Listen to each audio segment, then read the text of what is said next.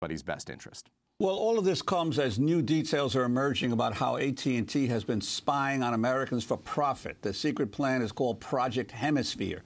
The Daily Beast reports AT&T is keeping private call records and selling the information to authorities investigating everything from the war on drugs to Medicaid fraud.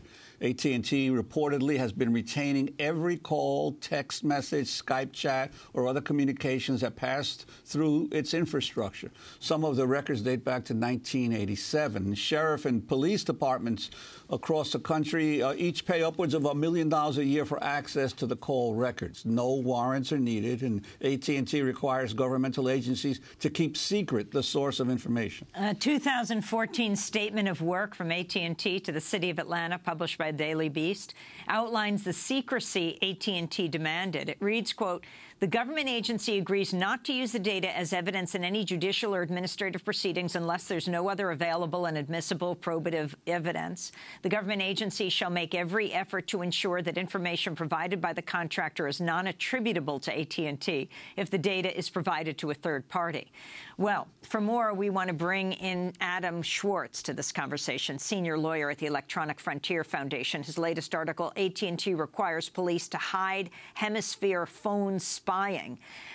So explain, what is this Project Hemisphere? The largest known, possibly the biggest, database of telephone metadata that the government is using to spy on us. Every day, the database grows by literally 4 billion records. As you said, it has records going back to the 1980s.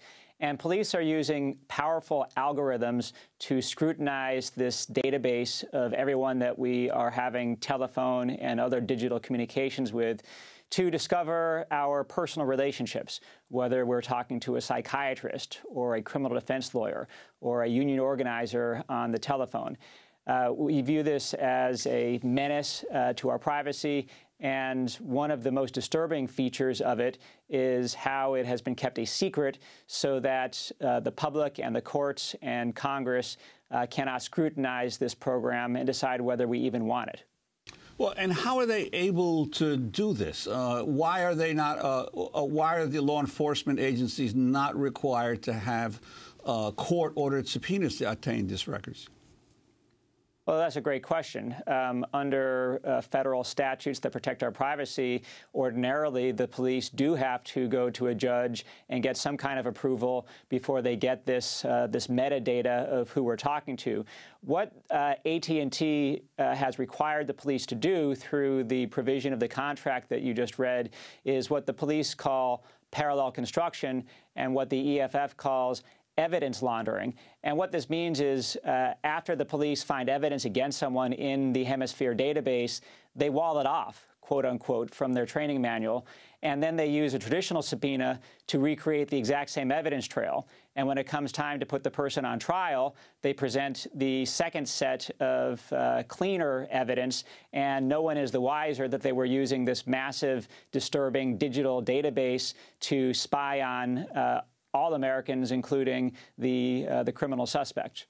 But wouldn't there be a requirement for the company to at least notify their consumers that they're participating in something like this?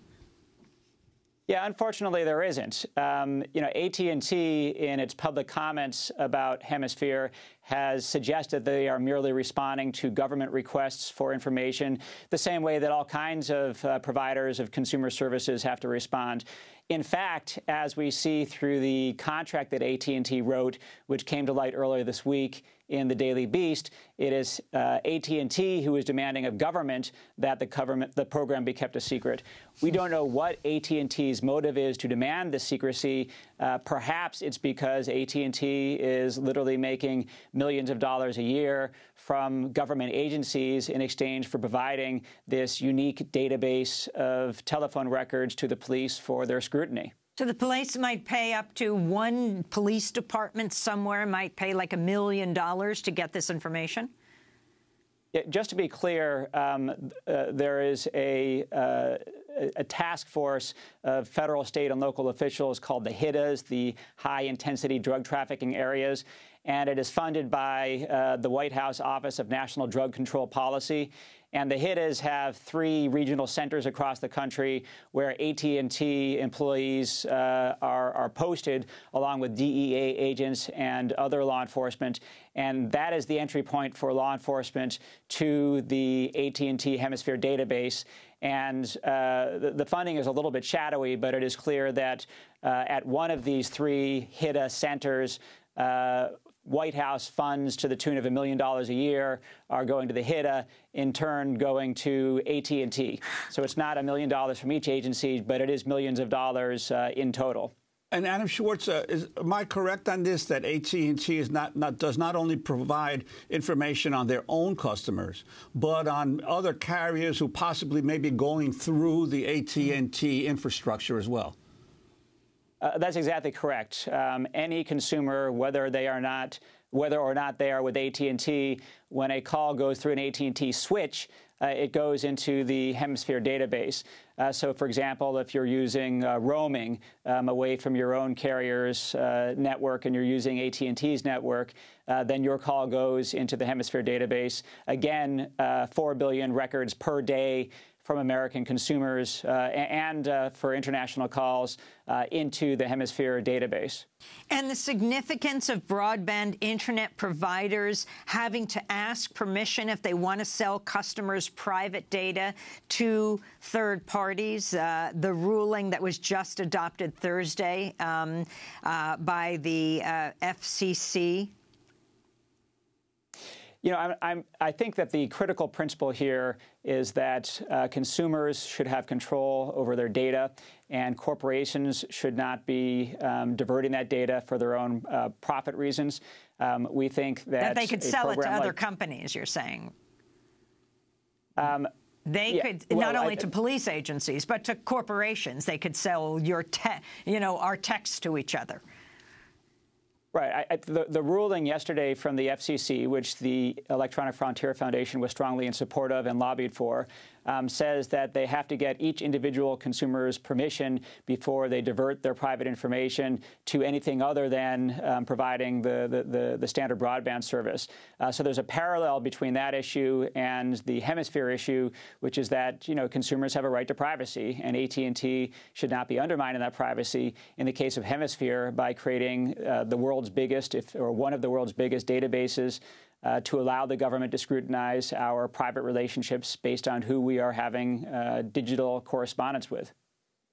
And Craig, Aaron of Free Press, your sense of how this information on the Hemisphere program, whether this is going to become now part of the overall discussions on AT&T's increased market power if it has this merger?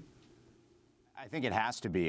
This is just yet another example of why we can't trust AT&T and its promises. And, I think it's very concerning that, AT&T is literally, putting employees, right alongside sitting law enforcement to willingly mine their data to help them out and then sell it. So they're taking their own customers' private information, selling it back to the government for a hefty profit while violating their privacy. So this is the kind of company AT&T is. EFF has exposed for years and years and years through their legal work everything AT&T's been up to supporting the DEA, the NSA, et cetera. I think this is something to be concerned about when a company gets even bigger and when a company is about to take over a major news network. Who's going to hold AT&T accountable when these kind of stories are out there? Are we going to even hear about them? We want to thank you both for being with us. Craig Aaron, President and CEO of Free Press, and Adam Schwartz of the Electronic Frontier Foundation. Of course, we'll continue to follow this. The decision is not finally made. In fact, Craig Aaron, just what's the timetable on this? I think this merger, we're probably talking about a year, which means this is a decision that is going to be made by the next presidential administration, by the Justice Department, which gives us time to organize. But it's very, very important that we get started now because this is going to be a fight that will be going well into next year. Well, thanks so much to both of you. This is